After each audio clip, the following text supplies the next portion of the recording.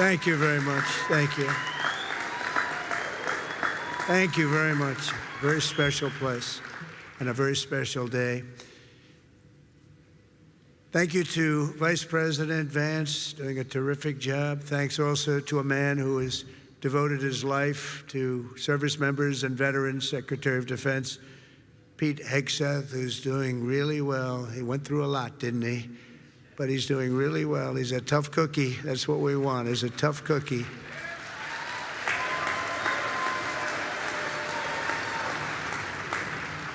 And we're grateful to be joined as well by Chairman Kaine, terrific military person, members of the cabinet, members of Congress, members of the United States Armed Forces, veterans, and many other distinguished guests.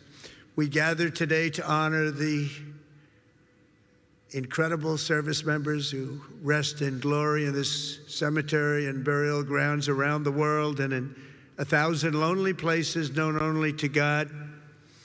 In every hour of peril, in every moment of crisis, American warriors have left behind the blessings of home and family to answer their nation's call. They've offered all that they had within them and given their last breaths to each and every one of us that we might live safe and breathe free. This morning we pay tribute to their immortal deeds. We share in the sorrow of their beloved families, and as one nation we give thanks for the ultimate gift they have so selflessly given to all of us.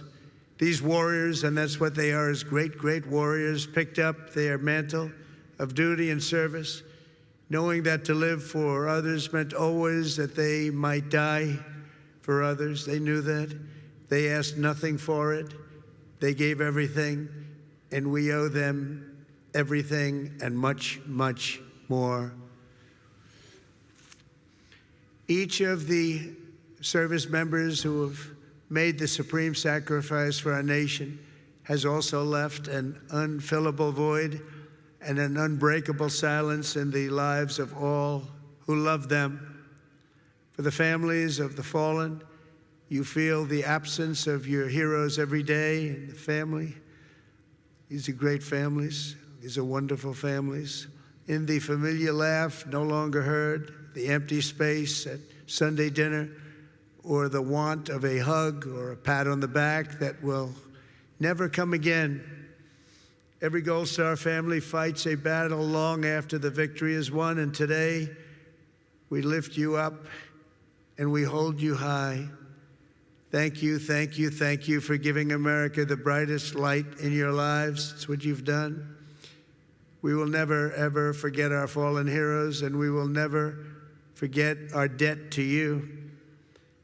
This Memorial Day is especially significant as we commemorate 250 years since the first American patriots fell on the field of battle. 2.5 centuries ago at Lexington Green, Concord Bridge, Bunker Hill, brave Minutemen and humble farm boys became the first to give their lives for a nation that did not yet have a name. With their deaths, men like John Brown, 23, Samuel Hadley, 28, and Abner Hosner, 21, ignited the flame of liberty that now lights the inspires everybody and the entire world. Those young men could never have known what their sacrifice would mean to us, but we certainly know what we owe to them. Their valor gave us the freest, greatest, and most noble republic ever to exist on the face of the earth, a republic that I am fixing after a long and hard 4 years. That was a hard 4 years we went through.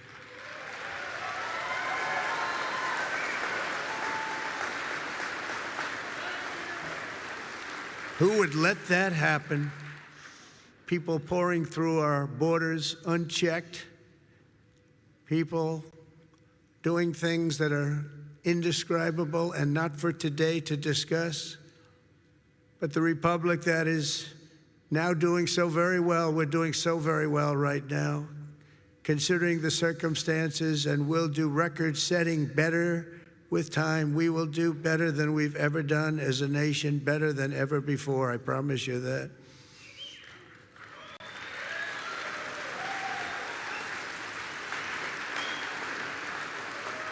In every generation since, at Trenton and Yorktown, at Vicksburg and Shiloh, and in faraway places with names like Chateau, Terrari, Anzio, Iwo Jima, Quezon, Kandahar, really just a few chosen names, and these are names that have become so important on the altar of freedom. They plunged into the crucible of battle, stormed into the fires of hell, charged into the valley of death, and rose into the arms of angels. The sacrifice that they made was not merely for a single battle, a long-ago victory, or a fleeting triumph, decades or centuries past. Their sacrifice was for today, tomorrow, and every morning thereafter. Every child that lives in peace, every home that is filled with joy and love, every day the Republic stands is only possible because of those who did what had to be done when duty called, and the cost was everything to them and to their families. Our debt to them is eternal, and it does not diminish with time. It only grows and grows and grows with each passing year. The greatest monument to their courage is not carved in marble or cast in bronze. It's all around us, an American nation, 325 million strong, which will soon be greater than it has ever been before. It will be. And so today we uphold the memory of our heroes, as people have done since ancient times, by telling their stories and exalting their names. Senior Master Sergeant Elroy Harworth was a young, beautiful man from Earhart, Minnesota, when he enlisted in the Air Force and was sent to Vietnam. 59 years ago this very week, Elroy and his crewmates climbed into the dark skies over Da Nang on a classified mission known as Operation Carolina Moon. Their aim was to blow up a key enemy bridge, and while other crews had tried and failed, they were determined to try and get it done in face of extreme danger, and they knew how bad it was.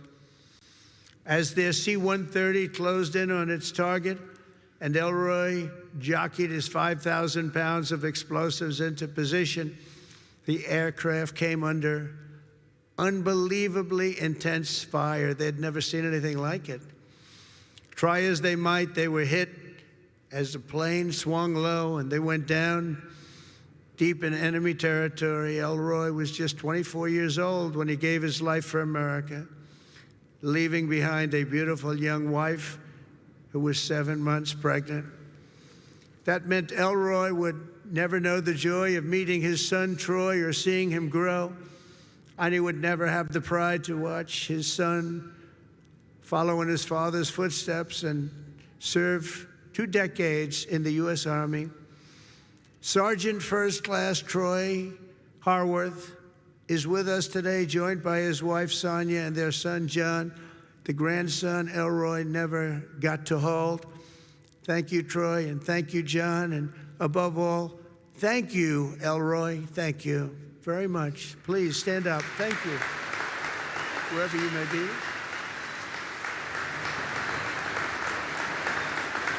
Thank you very much. Great family. Corporal Ryan McGee of Fredericksburg, Virginia, knew from the time he saw the towers fall on 9/11 that he wanted to be an Army Ranger. He was an American guy, all American. He was a tough guy. He was the top of everything. In high school, he was captain of the football team and was voted friendliest and most charming by his peers. Ryan joined the Army soon after graduation, and after 3 tours in Afghanistan, he deployed to Iraq. He and his unit were tasked with hunting down a weapon facilitator, and a suicide bomber cell near Baghdad, a vicious, vicious cell, killing many, many people. 16 years ago this month, they engaged the enemy in a firefight, and Ryan was mortally wounded. He gave his life at 21 years old, and today he rests until the end of time in the famed Section 60 here at Arlington, where we have buried our honored dead from the War on Terror. We are joined today by Ryan's mom, Sherry. And Sherry, all of America shares in your grief, and more importantly, we share in your pride in your wonderful son. And thank you so much for being here, Sherry. Please, Sherry.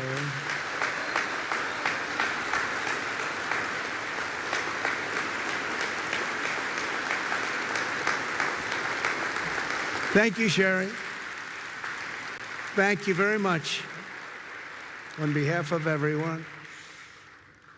This crowd is so big, she's hard to find. Once I saw her, she really stands out. Thank you, Sherry, very much. Senior Chief Petty Officer Shannon Kent grew up in Pine Plains, New York, before enlisting in the Navy in 2003. And she quickly became one of the rising stars. She was an absolute winner. As a linguist, translator, and cryptologic technician, Shannon worked alongside elite special force units like Delta Force and Navy SEALs to help them capture and kill terrorists. She was among the first women ever to do it, and she did it better than anyone. In January 2019, Shannon was on her 5th combat deployment, embedded with a team hunting ISIS terrorists through the streets of Syria, when a suicide bomber detonated his weapon, killing Senior Chief Kent and 3 other wonderful, beautiful Americans. She left behind her husband, Joe, and their 2 sons, 3-year-old Colt and 18-month-old baby Josh. Today, Shannon rests in peace on these grounds alongside her comrades. To her boys, Colt and Josh, who are here this morning, now aged 9 and 7, let me say your mom was a hero, and her love, her strength, and her spirit are always with us and always be with you. She loved her boys. To Joe, the boys, Shannon's parents, Mary and Stephen, and her sister Mariah, Shannon's name will live forever in the chronicles of true American patriots. I just want to thank you, and thank you so much for being here in honor of your magnificent family member. Stories like Shannon's, Ryan's, and Elroy's remind us of the real meaning of the day. And I want to just say, please stand up wherever you may be. The boys, I want to see those boys. Where are you?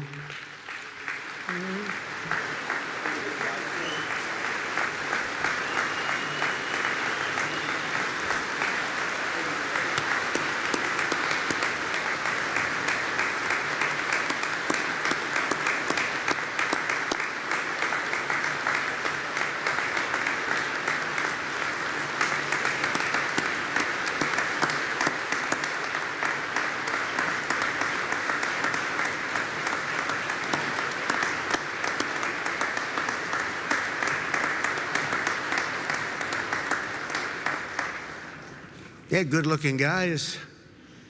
Thank you very much for being here. All of you, thank you so much. We should never forget, even for a moment, that freedom is a gift of the highest cost and peace is won at the most precious price. These extraordinary American heroes and their immense and ultimate sacrifices, they offer only the faintest glimpse at the infinite grace we have received from all who laid down their lives for America. Over the past 250 years, we're going to have a big, big celebration, as you know, 250 years. In some ways, I'm glad I missed that second term where it was, because I wouldn't be your president. For that most important of all, in addition, we have the World Cup and we have the Olympics. Can you imagine? I missed that 4 years, and now look what I have. I have everything. Amazing the way things work out.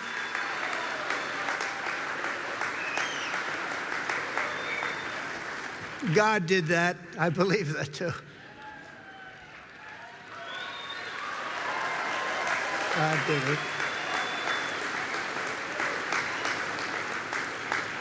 You know, I got the World Cup and I got the Olympics. The 250 years was not mine. I'd like to take credit. But I got the Olympics, I got the World Cup when I was president. And I said, boy, it's too bad I won't be president then. And look what happened. I turned out, and we're going to have a great time. We're going to have a great celebration. But most important of all is the 250th anniversary. That blows everything away, including the World Cup and including the Olympics, as far as I'm concerned. In any corner of this cemetery, at any resting place for our war dead, anywhere on earth, you'll find untold stories of equal heroism and heartbreak, unmatched patriotism and devotion, and acts of selflessness and courage so enormous they defy comprehension. Most people can't even imagine it. Great poets have written that it's love which moves the sun and the stars, but here on the sacred soil, right where we are, we're reminded that it's love which moves the course of history and moves it always toward freedom, always. From Bunker Hill to Bastogne to Cantigny to Coral Sea, from Gettysburg to Guadalcanal and Concord to Kabul, America's best and America's bravest have fought, bled, and died so that we could pick up the torch of liberty, raise it high, high, high, and carry it onward to places they could never have dreamed of before. Today we honor their memory. We remember their gallantry. We just revere, in the highest sense, we just revere their incredible legacy. We salute them in their eternal and everlasting glory, and we continue our relentless pursuit of America's destiny as we make our nation stronger, prouder, freer, and greater than ever before. May God bless our fallen heroes. May God bless our Gold Star families, and may God bless the United States of America. Thank you very much, everybody. Great honor. Thank you.